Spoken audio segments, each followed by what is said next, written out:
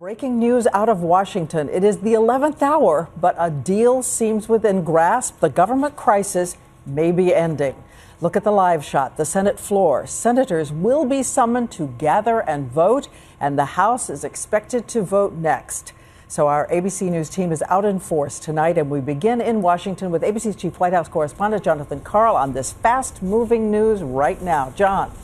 Well, Diane, we have a deal, but once again, they had to go to the brink before coming to agreement. The Senate is set to vote within the hour. The House shortly before midnight. The worst of the crisis is averted, but just barely. Beaten and battered by a showdown that has cost his party and the country dearly, Speaker of the House John Boehner seemed relieved it's almost over. The final agreement came out of the Senate, the Democratic and Republican leaders finally coming together. This is not a time for pointing fingers of blame.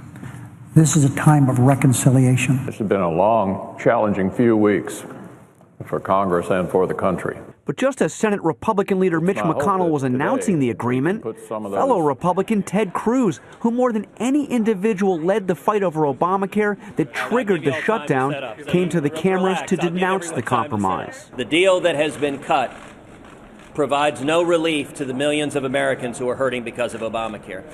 All the bluster, Cruz said he would not try to block the vote. The agreement will reopen the government, but only until January 15th, prevent default, but only extend the nation's credit line until February 7th. The final deal makes no changes to Obamacare, the Republican demand that started it all. But Speaker Boehner said in a radio interview there is no reason Republicans should vote no. We fought the good fight.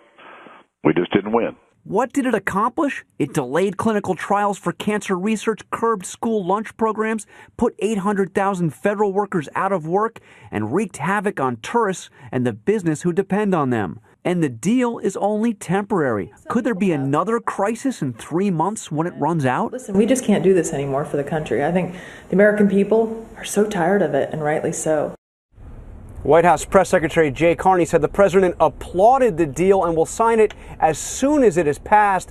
But Diane, when asked, did the president win his showdown with Republicans, Carney said only, there are no winners here. And I think that is undoubtedly true. All right, John.